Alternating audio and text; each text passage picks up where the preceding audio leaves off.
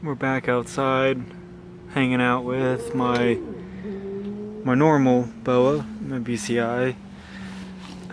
I do have to say that she is my biggest snake as of right now. She's a little bit older than 3 years, if not right at almost a 3.5 mark. I would probably say she's 4.5 to 5 feet. But if you guys are wanting a nice boa that's inexpensive, that grows relatively fast without power feeding them, giving them a normal diet, I would recommend the normal BCI, the normal boa. The red tails will get bigger in length and probably in mass, but it'll definitely take them years and years and years to do that. And as you can see, my normal, which is, in comparison to my foot, is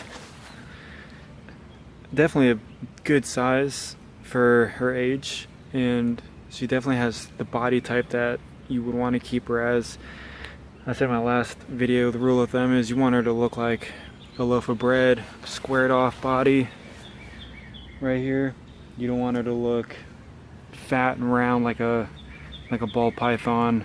A lot of people power feed these, overfeed them just so they can claim to have big snakes, and then they have liver issues, heart issues, and they don't last more than about 10 or 12 years, when a good healthy snake could be 15, 20 years. But her tail is, I think her tail looks awesome for being a normal, nice, I'm not going to say bright, but it definitely hasn't muddied out yet. Although, I don't even know if her tail will get muddied out like most. I don't know, I just think her tail is amazing for her being a normal. And a lot of people saying, the prices differ from where you go, but I always tell people just go to like local expos, local shows. You can probably find these around $50 for a newborn. There's nothing wrong with that, and she's being super curious today and wanting to explore, which is good. I don't, treat my yard with anything, no grass killer, weed eater, any type of other bug or anything like that. So it's safe for her, which is good.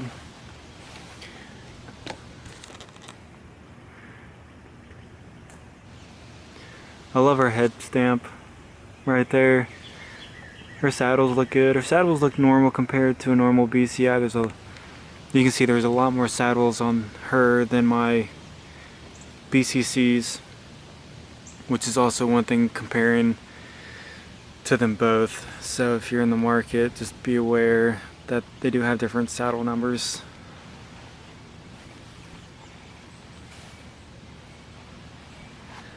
As of right now, she's just kind of hanging out. I don't know really what their natural predators are. I would assume birds, but there's really no hawks around here, so I really don't have to worry about her getting attacked by anything. I was hoping she'd be a little bit more curious and going crazy, just because it's super nice out and she doesn't get to go outside lately. I think the last time I really took her outside for her to explore was probably last year, because it's been cold and we've had a ton of rain this year.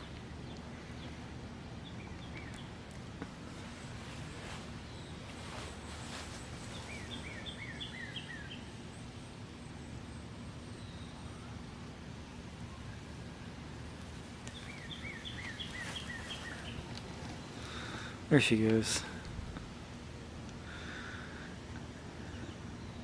As you see, we can look above her, and then we can see her body is perfectly squared off.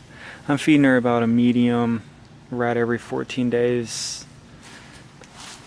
I'm sure she could probably take a large, but then I'd bump her up to about once a month on feeding, and I'd rather feed my snakes smaller prey.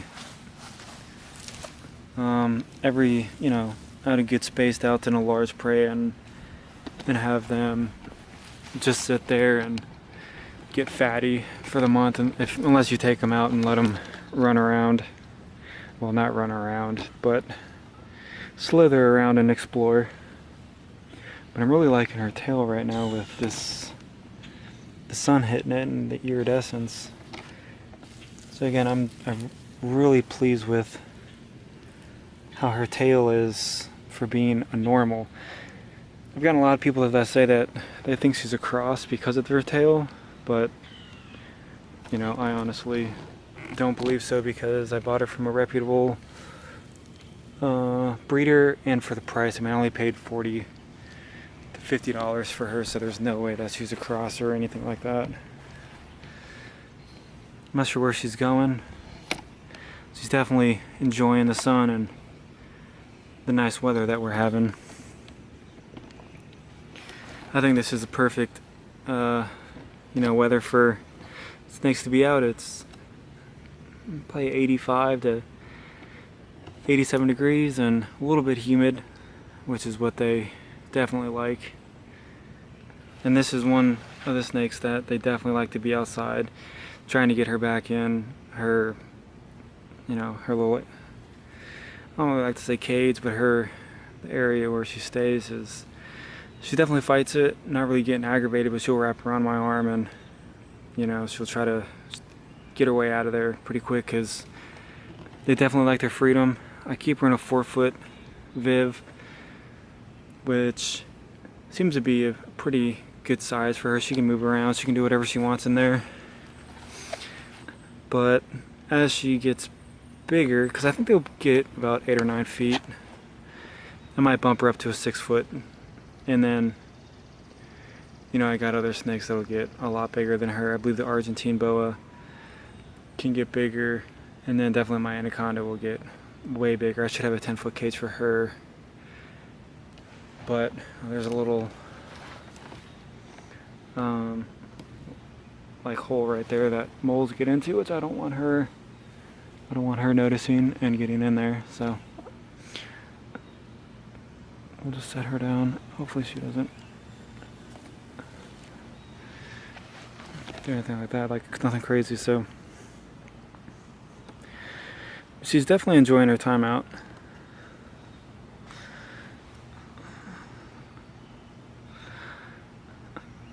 Watching her move is pretty amazing. I always liked watching to see how snakes get around and how they use their bodies just to move. I mean, they seem pretty graceful and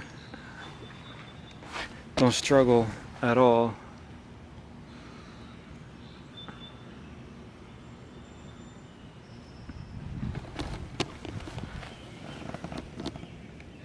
I really wish I kind of had like a small tree, or like something where she could climb on. I know a lot of people take their boas to like local parks, and then like with the jungle gyms or things like that, and they just let them wrap around, climb, and get some exercise that way, which isn't a bad idea.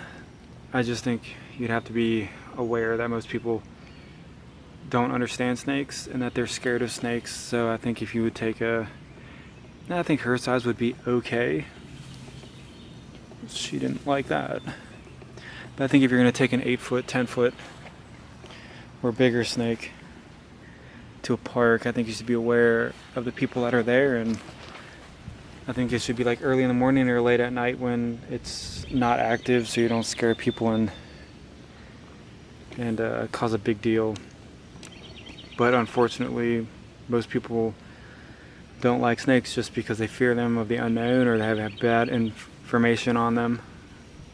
So anything that we can do as reptile owners that appreciate these animals can give a little bit of some good information out there, that they're not, going to attack people or eat people or eat children.